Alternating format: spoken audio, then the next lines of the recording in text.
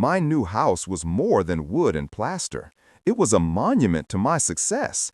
Until the night a police officer decided I didn't belong on my own porch. The keys felt good in my hand. Solid, heavy, real. They were the keys to my house.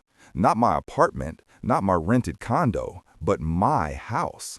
A two-story craftsman in a neighborhood with old-growth oak trees and manicured lawns. It had taken me 7 years of grinding, of late nights hunched over architectural drafts and weekends spent on site to be able to afford this place. It was more than just wood and plaster. It was a monument to my own struggle, a quiet testament that I, David Harmon, had made it. I'd closed on the house 3 weeks ago, and the simple act of unlocking my own front door still gave me a ridiculous private thrill. That Tuesday evening was perfect.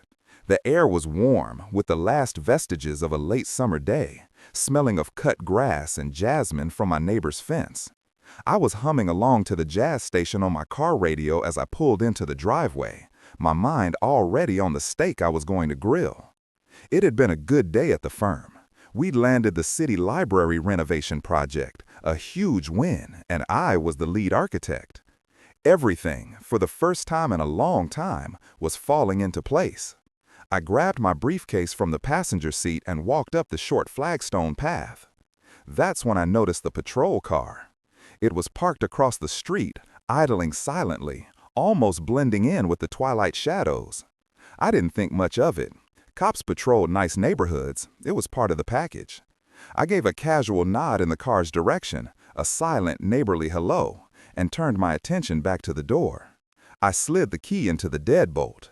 It was a beautiful, ornate lock set I'd installed myself, solid brass and heavy. As the tumblers clicked into place with a satisfying thunk, I heard a car door slam shut behind me. Heavy footsteps crunched on the gravel at the edge of my lawn, coming up the path fast. "Hold it right there." The voice was sharp, a command that cut through the peaceful evening air like a shard of glass. I froze, my hand still on the key, halfway through turning it. I slowly looked over my shoulder. A police officer was striding towards me, his hand resting casually on the butt of his holstered gun. He was a big guy, with a thick neck and a face that looked like it was permanently set in a scowl. "Can I help you, officer?" I asked, keeping my voice even. My heart had started a low, anxious drumbeat against my ribs. "Yeah, you can help me by telling me what you think you're doing," he said, stopping a few feet away. He scanned me from head to toe, his eyes lingering on my tailored suit, then my face, then back to the key in the door. "I'm opening my door," I said, stating the obvious. "I live here." He let out a short, humorless huff of air. "You live here? That's a good one." My brow furrowed. "I'm sorry?" "This is a nice house," he said, his voice dripping with insinuation. "A real nice neighborhood. We get reports. People casing joints, looking for opportunities." The implication was so blatant, so ugly, it took me a second to process. He wasn't seeing an architect coming home from work. He was seeing a black man in a place he decided I didn't belong. The pride I felt just moments before curdled into a hot, sickening knot in my stomach. "Officer," I said, pulling the key from the lock and turning to face him fully. I made sure to keep my hands visible. "My name is David Harmon. I bought this house 3 weeks ago. I can show you the deed, my driver's license, whatever you need. It's all right inside in my briefcase." I gestured towards the briefcase in my other hand. His eyes darted to it, then back to my face. The suspicion didn't waver. If anything, it hardened. "Let's see some ID then," he demanded. "Of course. It's in my wallet, which is in my briefcase," I repeated calmly. "If you'll just let me open the door, I can set my things down and get it for you." I turned back to the door, intending to do just that. But before my key could touch the lock, he was there, stepping between me and the door, his body blocking my way. He was so close I could smell the stale coffee on his breath. "I don't think so," he grunted. "You're not going anywhere. Hand me the briefcase." "I'm not handing you my briefcase," I said, my own voice firming up. The fear was still there, but now it was mixed with indignation. This was my home, my sanctuary, and this man was treating me like a burglar on my own porch. "You're not listening, are you?" he said, his voice low and menacing. He put a hand flat on my chest, not quite shoving, but applying firm, unyielding pressure. "You are a suspect in a potential breaking and entering. Now give me the bag." My mind was racing. This was escalating way too fast. I knew the script. I knew how this story could end. I had to de-escalate. "Look," I said, raising my free hand in a placating gesture, "there is no need for this. Let's just calm down. My neighbor, Mrs. Gable, is right there." I nodded towards the house next door, where a light was on in the living room window. "She saw my moving trucks. She can vouch for me. Just go ask her." It was the wrong thing to say. His eyes narrowed into slits. To him, I wasn't suggesting a solution. I was telling him how to do his job. His face flushed a deep, angry red. "You think you're smart, huh? Telling me what to do?" He shoved me then, hard. I stumbled back, my heel catching on the edge of the welcome mat. I flailed for a second, my briefcase swinging out, before I caught my balance. "Hey, there's no reason to put your hands on me," I said, my voice rising. The last thread of my composure was snapping. "Oh, there's a reason now," he snarled, stepping forward and unsnapping the strap on his holster. "You're resisting." "I'm not resisting. I'm standing on my own porch trying to get into my own house," I yelled, a wave of desperate frustration washing over me. He lunged forward, grabbing the front of my suit jacket with one meaty fist. "You don't get it, do you? Your kind doesn't just buy a house in this neighborhood." And that was it. The mask was completely off. Before I could even process the raw hatred in his voice, his other hand came up. It wasn't holding his gun. It was holding a taser. I saw a blinding flash of yellow light, heard a sickening electronic crackle, and then my entire world dissolved into a firestorm of pure, agonizing electricity. My muscles seized, locking every joint in my body into a rigid prison of pain. I couldn't breathe. I couldn't scream. My briefcase clattered to the flagstones as I fell, my body convulsing uncontrollably on the mat that read "Welcome Home." The last thing I heard as the world faded to black was the officer's voice, cold and satisfied, speaking into his radio. "Suspect is down. Show me one in custody. He was resisting arrest." The first sensation was the sharp, damp smell of cut grass. The second was a throbbing ache behind my eyes, as if my skull were a bell that had just been rung. A high-pitched whine echoed in my ears, the ghost of the electricity that had torn through me. I was on my stomach, my cheek pressed against the cool flagstones of my own porch. The world swam back into focus in blurry, painful waves. Above me, the officer, the man who had just electrocuted me for the crime of owning a key, loomed like a mountain. "On your feet," he grunted. Before I could even try to move, he grabbed the back of my jacket and my arm, hauling me up with a brutal jerk. My legs were jelly, barely able to hold my weight. Pain flared in my shoulder where he twisted it. He slammed me face first against the rough brick wall of my own house, the impact knocking the wind out of me. "I'm not resisting," I rasped, my voice hoarse. My face was scraped against the mortar. "You lost the right to speak when you decided to be a tough guy," he spat, yanking my arms behind my back so violently I thought my shoulder would dislocate. Cold, heavy metal clamped around my wrists. The click of the handcuffs was the loudest sound in the world, a sound of finality, of a door slamming shut on the life I had known just 5 minutes earlier. "Frank, what in God's name is happening?"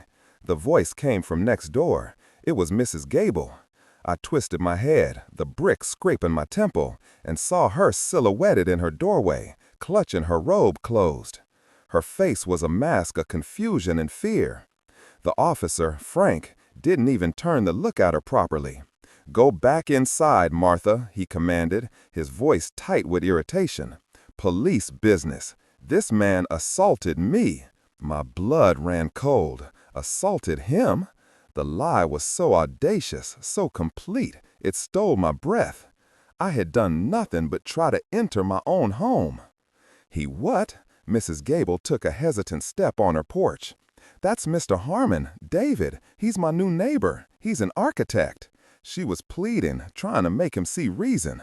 He's a suspect who resisted arrest and assaulted an officer, Frank said, his voice like stone. He turned back to me, ignoring her completely. He saw my briefcase on the ground where it had fallen. With a grunt, he picked it up, unlatched it, and turned it upside down. My life spilled out onto my porch. My laptop slid out with a sickening crack.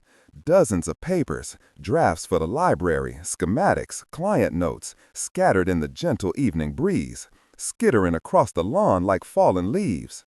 And there, amongst the debris of my professional life, was my wallet. He snatched it up, flipping it open with his thumb. He pulled out my driver's license. I watched his eyes as he read it. I saw the moment he registered the name, David Harmon. I saw the moment he read the address, the very one we were standing at. For a fraction of a second, something flickered across his face. It wasn't remorse, it was annoyance. The fury of a man who'd been caught in a lie, but was too stubborn, too full of hate to ever admit it. He shoved the papers back in the wallet and threw it onto the pile of my belongings. He didn't say a word about it. The proof, the undeniable truth that I belonged here, meant nothing. He had already chosen his narrative. "Let's go," he growled, grabbing my cuffed arms and shoving me off the porch. I stumbled down the steps, my expensive suit now torn and dirty, my dignity in shreds. As he pushed me towards the idling patrol car, I looked back at my house. The front door was still locked. The lights were off. It looked like a stranger's house now. My beautiful dream had been twisted into a nightmare. I could see Mrs. Gable still standing on her porch, her hand over her mouth, a silent, horrified witness. The back of the patrol car was a cage of hard plastic and metal grating. It smelled of sweat and vomit. He slammed a door, and the world outside was framed by bars. I watched him walk back to my porch, gather a few of the scattered papers, and stuff them haphazardly back into my briefcase. An afterthought. An attempt to pretend this was a clean, by-the-book arrest. The ride to the station was a silent eternity. My mind was a chaotic storm.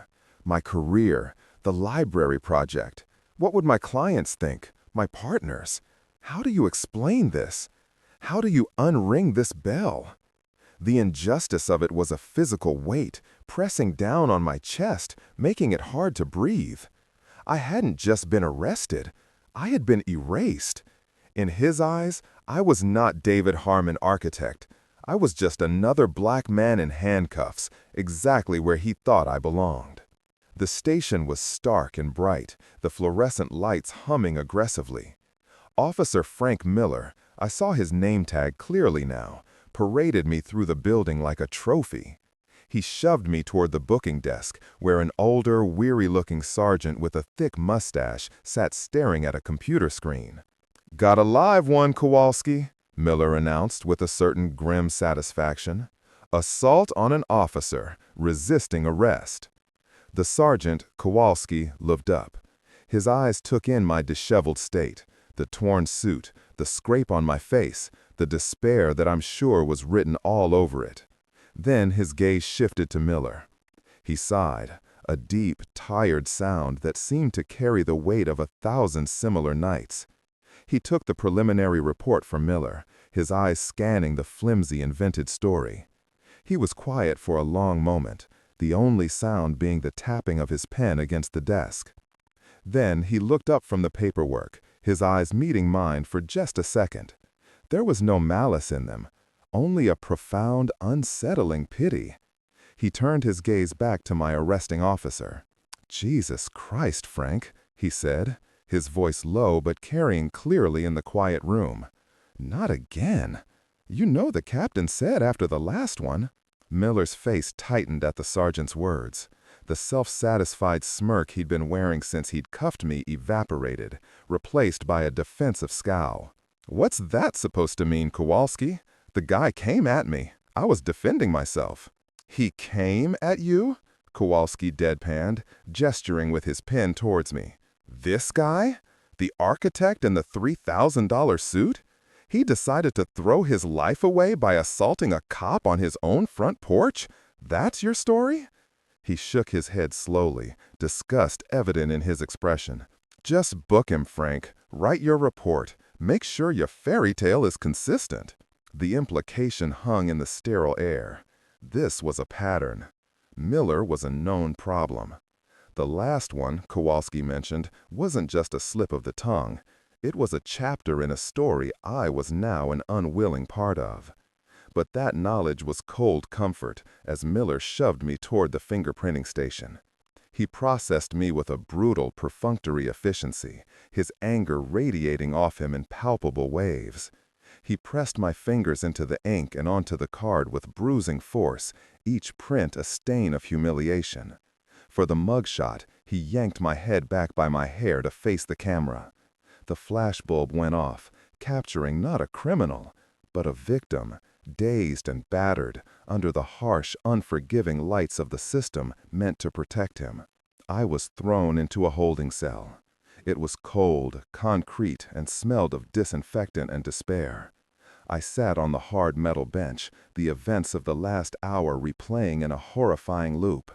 The feel of the keys in my hand, the quiet pride, the cruiser's headlights, Miller's voice, the searing, blinding pain of the taser. The lie. The assault on his character was a lie. He assaulted me. He tased me for unlocking my door. The absurdity was so profound, it felt surreal. My one phone call wasn't to a family member. It was to my lawyer, Ben Carter. Ben wasn't just my lawyer. We'd been roommates in college, and he was one of my closest friends. I explained the situation in a low, trembling voice, each word tasting like ash in my mouth.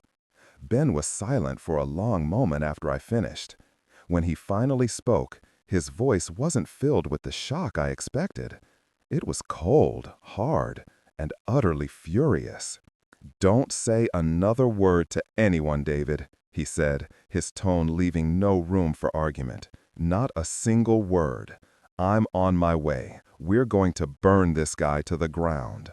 Hours later, Ben arrived, his face a thundercloud. He got me released on my own recognizance, the charges still pending. Walking out of the station into the pre-dawn chill felt like surfacing from a deep, dark ocean. The world seemed fragile, tinged with a new and terrifying vulnerability. My house, my sanctuary, now felt like a crime scene. The next few days were a blur of legal meetings, doctor's appointments to document the taser burns on my back and the bruises on my shoulder, and sleepless nights. Ben was a whirlwind of controlled rage and legal precision. He pulled every string he had, dug into every file he could get his hands on. And what he found was damning.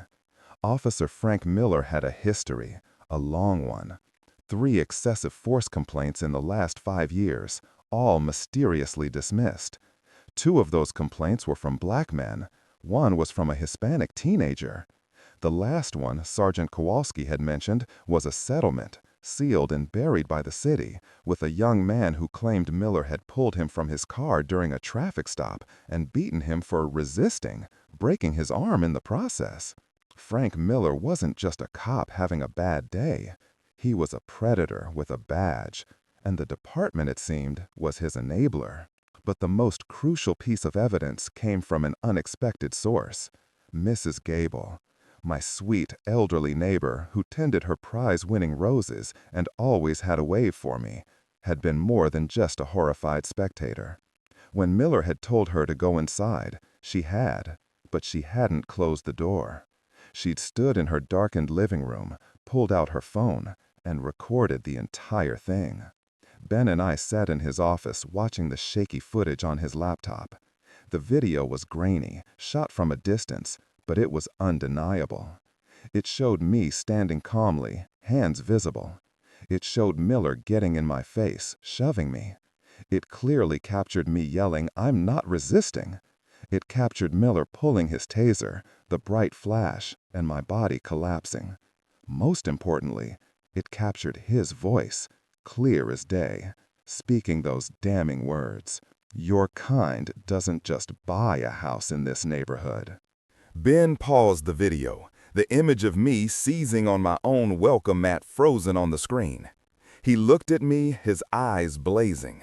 "This is it, David," he said, his voice quiet but intense. "This is the whole case. It's not just your word against his anymore. It's his own bigotry, on camera for the whole world to see."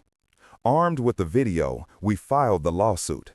Not just against Miller, but against the police department and the city for enabling him, for ignoring the red flags, for cultivating a culture where a man like him could thrive. We sued for $7 million. The number was chosen for a reason.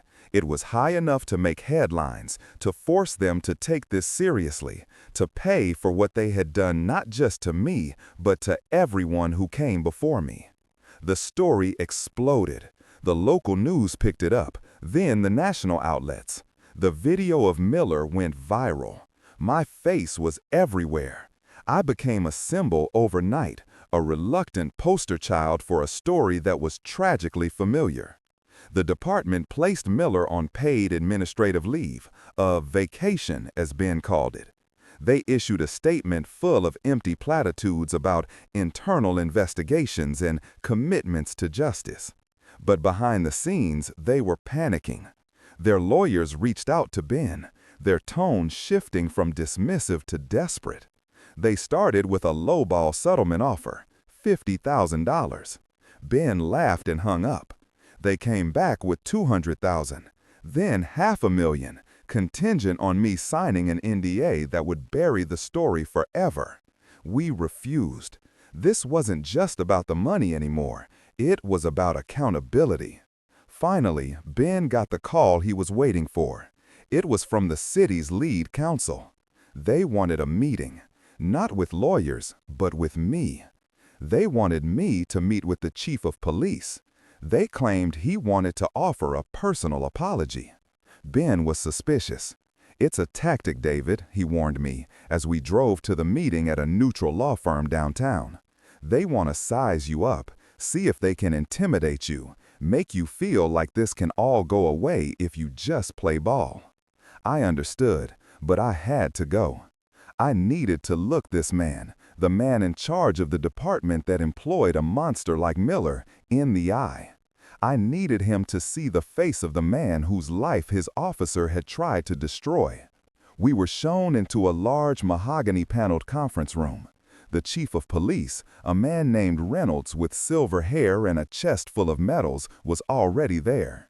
But he wasn't alone. Sitting next to him, in a crisp, freshly pressed uniform, his face a mask of cold indifference, was Officer Frank Miller. And sitting next to Miller was another man in a sharp suit I didn't recognize, holding a thick file. Chief Reynolds stood up, extending a hand that I pointedly ignored. "Mr. Harmon," he began, his voice a smooth, practiced baritone. "Thank you for coming. We wanted to talk to you directly, to express our deepest regrets over this misunderstanding." "A misunderstanding?" Ben cut in, his voice sharp. "Your officer tasered my client for unlocking his own door. That's not a misunderstanding, that's a federal crime." The man next to Miller cleared his throat and opened the file in front of him. "Mr. Harmon," he said, his voice slick and polished. "My name is John Davies. I represent Officer Miller. Before we discuss any potential settlement, we feel it's only fair that you're made aware of some information we've uncovered. Information that paints a very different picture of the events of that evening." He slid a glossy 8x10 photograph across the vast mahogany table. It slid to a stop directly in front of me. My blood turned to ice. It was a picture of me. I was shaking hands with another man, smiling, outside a coffee shop. The man was Marcus Thorne, a guy I'd known in college, a guy who had gotten into some serious trouble a few years back, arrested for selling drugs. I hadn't seen him in years, but we'd run into each other by chance a month ago and caught up for 20 minutes. It was nothing. But that wasn't how they were going to spin it. Marcus Thorne, Davy said, as if reading my mind. A known felon with a history of drug trafficking and breaking and entering. You seem to be quite friendly with him, Mr. Harmon. In fact, our records show you accepted a phone call from him just 2 hours before your encounter with Officer Miller. The air in the conference room turned thick and suffocating. The photograph on the table felt like a physical weight, a carefully constructed anchor designed to drag me down into the mud with them. My mind reeled. The phone call. Marcus had called me that afternoon, out of the blue, asking for some free advice on a zoning issue for a small business he was trying to start. It was a 5-minute conversation, completely innocent. But they had twisted it, woven it into a sinister narrative where I wasn't an architect coming home from work, but an associate of a felon, casing my own neighborhood. It was a desperate, disgusting smear tactic. "This is pathetic," Ben said, his voice dripping with contempt. "You pull my client's phone records, find a call from a guy he knew a decade ago, and try to build a case on that? You have a video of your officer committing a hate crime, and this is your response?" Davies, the lawyer, just smiled, a thin, reptilian curl of his lips. "The video shows one perspective. This photograph, this phone record, they provide context. A jury might wonder what Mr. Harmon and Mr. Thorne were discussing. They might wonder if Officer Miller's instincts, his suspicion of a potential B&E in progress, weren't so unfounded after all." I looked at Officer Miller. He was staring right at me, a flicker of triumph in his dead eyes. He thought he had me. They all did. They thought a little dirt, a little insinuation, would be enough to make me crawl away, to take their hush money and let them bury their sins. A wave of pure, cold rage washed over me, extinguishing the fear and shock. I had worked my entire life to build a reputation, a life of integrity and hard work. I would not let these men burn it down with lies to save a monster. I pushed the photograph back across the table. "No," I said, my voice steady and clear. It was the first word I'd spoken. Every eye in the room swiveled to me. "No deal. We are not settling. We are going to trial." I turned to Chief Reynolds. "And when we do, I'm going to own your department. Every lie you tell, every piece of context you invent will only make it worse for you. The whole world has seen that video. They saw what your officer did. Now they're going to see what you did to cover it up." I stood up, my chair scraping against the polished floor. "We're done here." Ben and I walked out, leaving them sitting in stunned silence. The mask of civility had been ripped away, and their ugly tactics were laid bare. In the elevator, Ben looked at me, a slow, proud grin spreading across his face. "That's the David Harmon I know," he said. "You ready for a fight?" "I've been in a fight since he put his hands on me," I replied. "Now it's time to win it." The city's bluff had failed spectacularly. Their attempt to intimidate me had backfired, strengthening my resolve and making them look even more corrupt. Ben leaked their smear campaign to the press, and the public outcry was deafening. Editorials were written. Protests were organized outside City Hall. The narrative they tried to spin, that I was some kind of criminal associate, was so flimsy and transparently malicious that it only served to prove our point about the systemic rot within the department. Facing a PR nightmare and an ironclad lawsuit, the city folded completely. Their lawyers called Ben a week before the trial was set to begin. They agreed to our terms, all of them. The $7 million settlement was just the beginning. The real victory was in the non-monetary conditions we had insisted on. First, Officer Frank Miller was to be fired immediately. Not suspended, not retired with a pension. Fired, with his record made public, ensuring he could never be a police officer anywhere else ever again.